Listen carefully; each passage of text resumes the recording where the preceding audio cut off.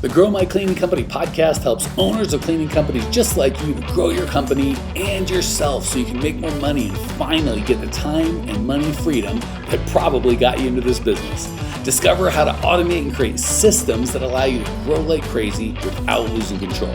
If you dig the show and want to show some love, subscribe, rate, and review on iTunes. It really helps. Enjoy the show. Hello, Cleaning Nation. Suzanne Bandick here. I am one of the mindset coaches with Grow My Cleaning Company, and I have the most beautiful and brilliant Claire with us today. Claire, in full disclosure, is somewhere in the middle of our Clean Profit Elite business system. And I just wanted her to come on here today so that she can share some things with you and let you know that, whatever you're going through, you're not alone. So, Claire, welcome. Would you start by just sharing with us where you're located and a little bit about your business? Yeah, thanks for having me. So I am located in Edmonton, Alberta, Canada. So my company started 12 years ago. I was just a sole proprietor, didn't really have any intentions of staying in the cleaning industry. So it kind of happened very organically that I incorporated. And then we did a rebrand in about year 9. And yeah, we're here. We've got almost 10 team members. We've got growing clients, and we're established, but of course not perfect. Okay, sounds wonderful. And were you at that point when you first started the program? Like, has anything changed? We're still the same in terms of size, but as is with everybody that joins Mike's program, there were lots of things that just weren't working. Like, we had kind of been stuck for the last 2 years where we hadn't really been growing. I, due to the pandemic, had been back in operations in the day-to-day. And I just knew something wasn't right. I thought, like, I'm doing what I know how to do. We're not seeing any changes in growth, and kind of reached a point where there was a little bit of reflection and a reality point where it's like, hey, this is a business in terms of definition, but this isn't a sustainable business with a very clear path forward. So it's now or never, because I'm not going to be here in 5 years if nothing changes. So it was like, let's make the change now while you can. Interesting. That's kind of what Mike talks a lot about, that pain point, right? Finding the pain with our clients. Yeah, I think there's a misconception that large and established businesses kind of have it all figured out. And you can very much be running what looks like a very successful growing business and still be really out of touch with what you're doing. So it was a really humbling experience to realize, okay, not only do I need coaching, but we need specialized coaching. We need some support from people who understand running not only a labor industry, but a residential cleaning industry. Mm-hmm. I totally understand. So how about sharing some of the celebrations? Yeah, so some celebrations are getting just really clear with our hiring process. We're still working through those modules, but really diving into the values. My values, making sure that matches the company values, and just shifting the approach to hiring and realizing, hey, like, if it's not a values match, it doesn't really matter if that person works out or not. So just really being comfortable with what used to be quote unquote failures, and switching that mindset to, hey, like, if it's not working, it's not supposed to work. And that's great. And then the other celebration would be kind of twofold, like just getting really clear with our numbers. Like, are we profitable? If we're not profitable, like, to what degree are we not profitable? And taking that, taking out the the emotion and like the very like personal connection to that. And that's really helped in contacting our clients and going through the rate increase process of stepping back and going, I might love what I do and I might love my team and the clients that we work with, but it's a business, and we got to put the work in to get things on track. So the program has been really helpful in just guiding me. What numbers do we have to look at? What do the numbers have to look like for it to work? And just really simplifying that daunting. So many business owners are good at the relationship part, especially with residential cleaning. That's why people love it. But we overcomplicate the numbers part of it. And what do you now know the numbers are, Claire? They're not great, Suzanne. So to provide a little bit of context, so when I started as a sole proprietor 12 years ago, and it was really eye-opening for me. So when I started 12 years ago to today with a team that's 10 times the size, we're only charging $6 an hour more. And you have to think about, like here in Canada, like minimum wage has gone up significantly, inflation, cost of living, and there's expenses that you have with a corporation that you don't when you're a sole proprietor. You don't even have to pay yourself to the same extent. There's lots of different legalities. So that was very eye-opening to know, hey, like we've got lots of accounts with clients where we were paying them to clean. I just had a conversation with a client last week who's been with us for years, and just had a very candid conversation and said like, hey, the facts are, when we factor in our labor costs and what we need to do to succeed, we are paying you to come and clean. And as much as I love you guys, that's not a great business model. So we're really just being very black and white and just going off of Mike's recommendations, and then getting the mindset help from you to we're running a business, and if we're not succeeding as a business, we can't be here, and we can't have relationships with clients. We lose purpose in why we enjoy doing what we're doing, and it becomes a pain point for us instead of alleviating pain points for clients. Yeah. Wow. I'm trying to digest on all of that. Seriously, even yeah, for it's a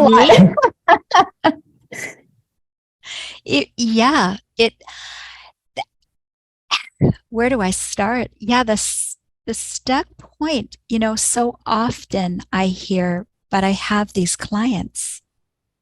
But if you're focused on the clients and not the profit, your profit can be all out of whack and you're not making any money. And down the road, that's not going to serve anybody if you close up shop.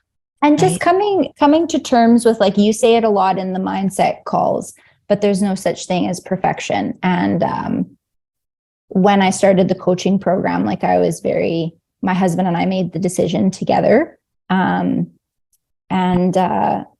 Working harder doesn't solve the problem. Like I used to just dive into working harder on the business, and that doesn't really solve it. And then I had to, with your help, be okay with the mistakes that I've made, like coming to the realization of, I can't be perfect at everything. I've been really good at a lot of things. And I can be embarrassed. I can feel like frustrated with the things that I should have done 12 years ago. But you have to accept that and go, okay, what am I not good at? What supports do I need? And lesson learned, like hindsight's 2020 in most situations. Right. That is so important, Claire. And I know you know this, so I'm going to say this for our listeners, okay? And that is, as coming for you, it's a recovering perfectionist, right? Perfection is an illusion. Yes, absolutely.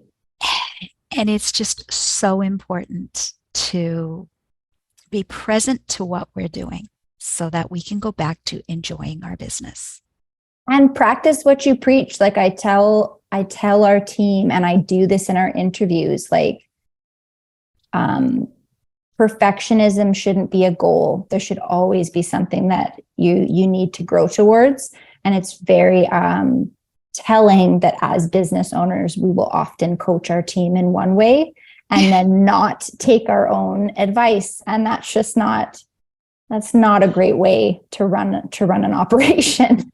You know what? Occasionally it's even true of mindset coaches, and that's what husbands are for. Yes, absolutely. He has been known to stop me and say, "You're not following your own advice." And I'm like, ooh, that's why we have coaches, right? Coaches and husbands. Yes. Oh yeah. 100%. 100%. I wrote down, Claire, when we did your week 4 call, I think it was only last week, you said, I own a company and need to treat my business as a business. Yeah. Yep. Yep. I Tell us more about that feeling. How did that feeling come about, and what does it mean to you now when you say it?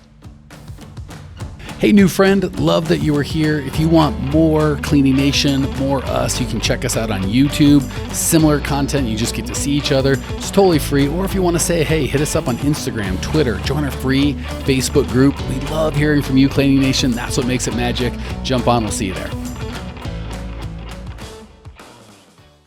I think just, again, like, you can care a lot about your business and your clients, but you do have to a certain extent, emotionally detach yourself.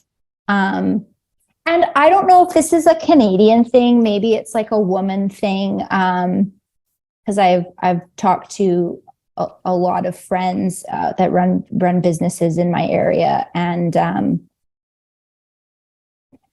it's hard to be okay with profiting. Like, it's hard to mentally go, no, I deserve to earn a really good income. I deserve to profit, because that's why entrepreneurs start businesses. That's why we put in so much extra work.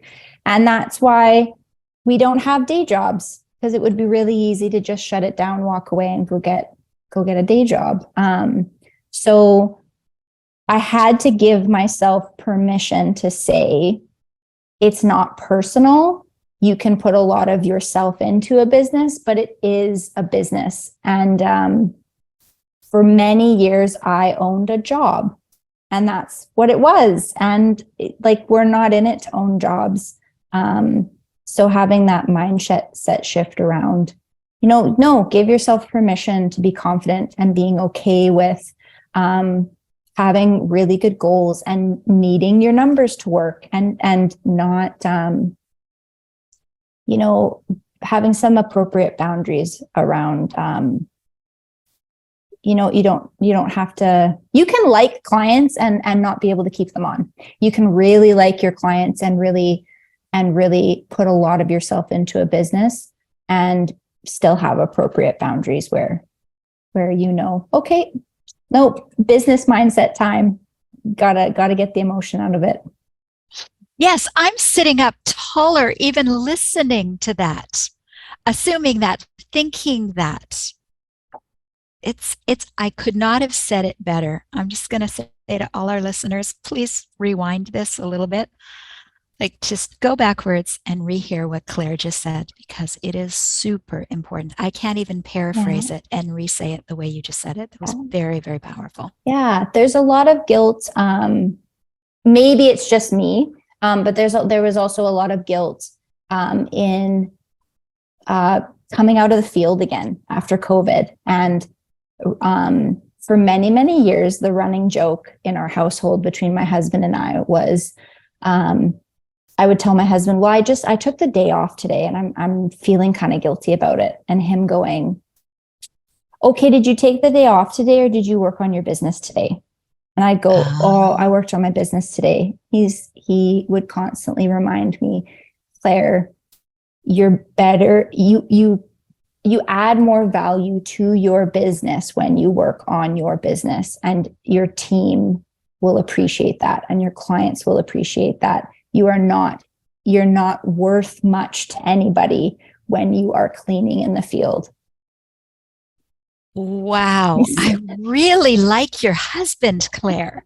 He's pretty wonderful. He's got a very entrepreneurial mindset as well. And yeah, like it's okay. You don't have to feel like you're putting your feet up and not doing anything. Especially when you have a really hardworking team that's putting in a lot of effort for you.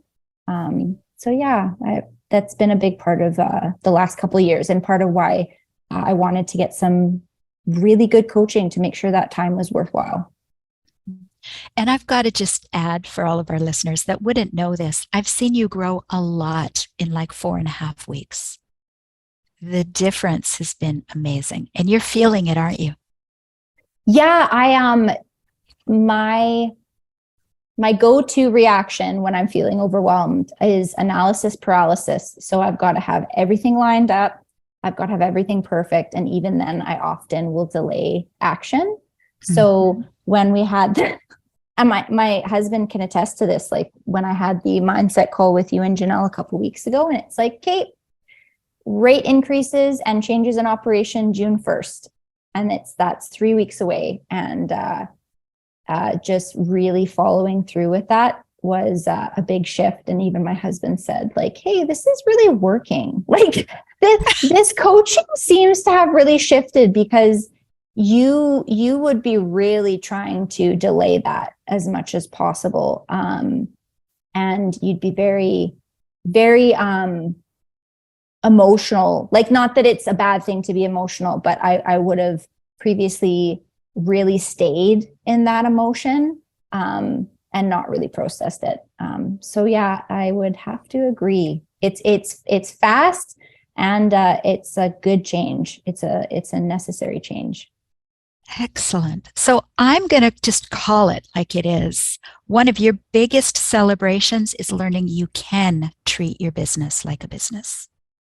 Yes. Yeah, absolutely. And you have to, like, you really do have to ensure that you can be around for your team and for your clients, and ensure that you have a bit of a better work-life balance too. Like, you're not helpful to anybody if you don't have that balanced. And that was, I am a workaholic by nature. So it's a good lesson to learn.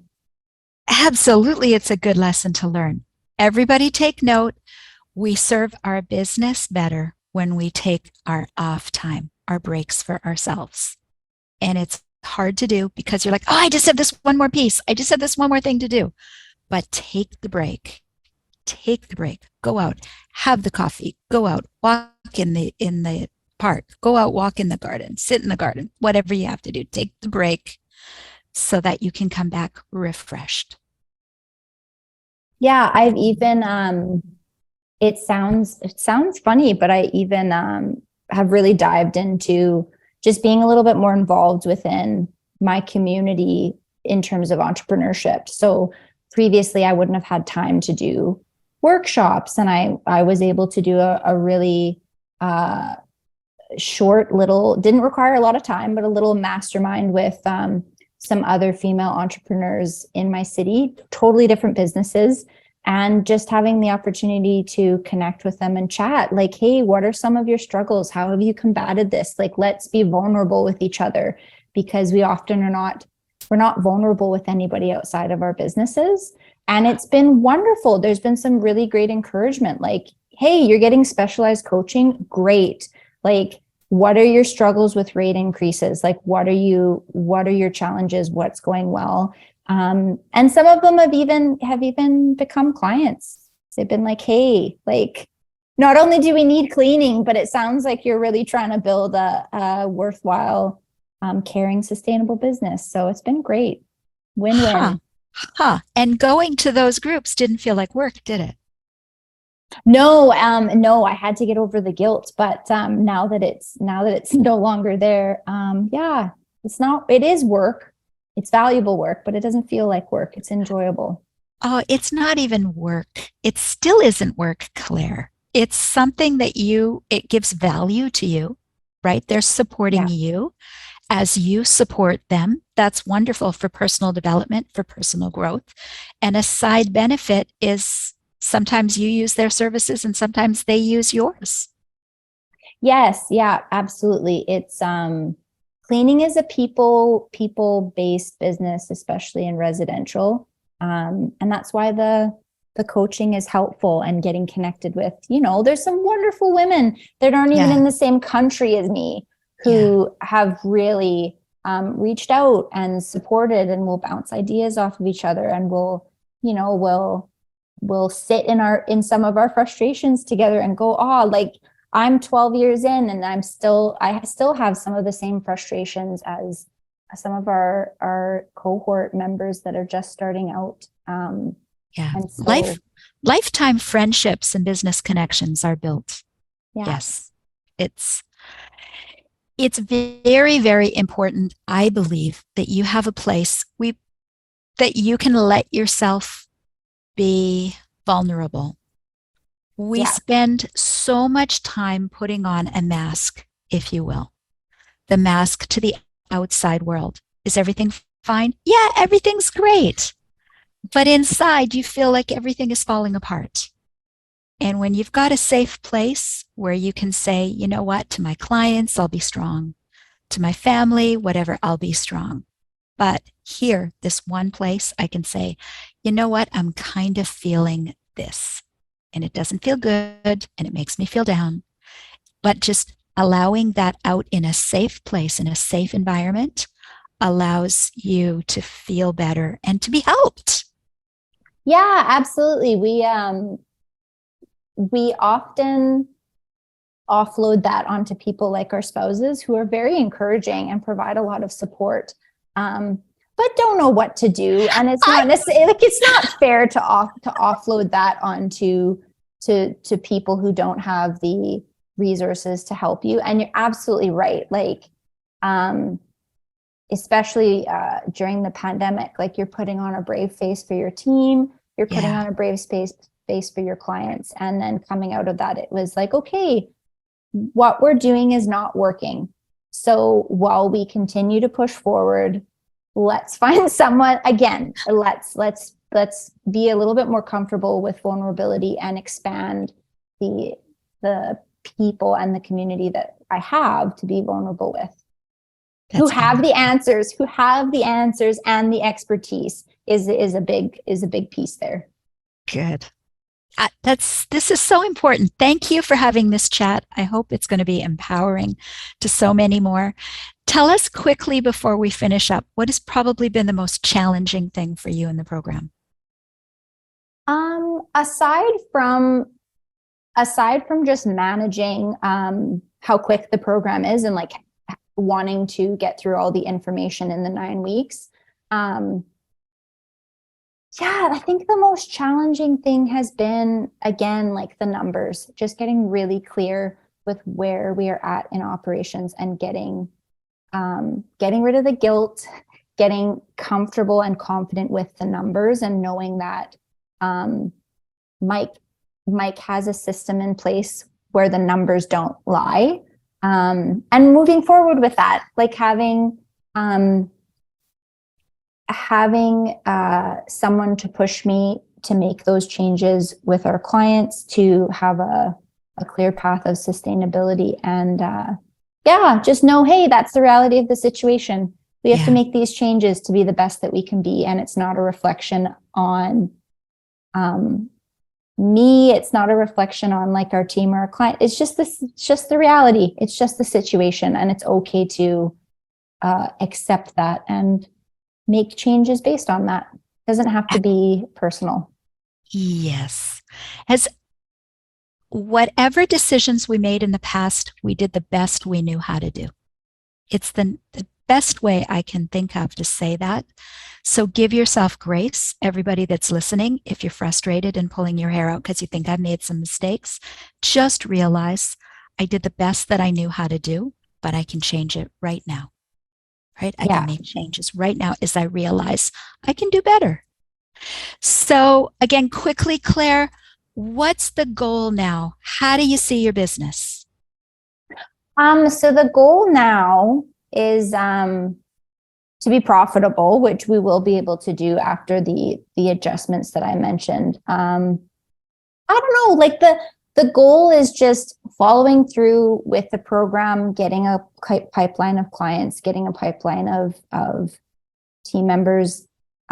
So being profitable and getting my time back. And being confident that like, hey, like I've got a wonderful business that serves me so that I can serve other people and I can get my time back.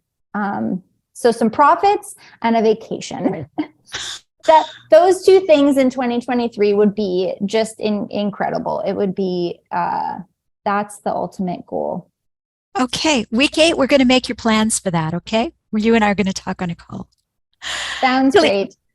Cleaning Nation, I couldn't have said it better. Claire, thank you so much for joining us today. Thank you. Our time just went by poof so fast. I almost feel like we need to do another call. But thank you. Thank you for your time.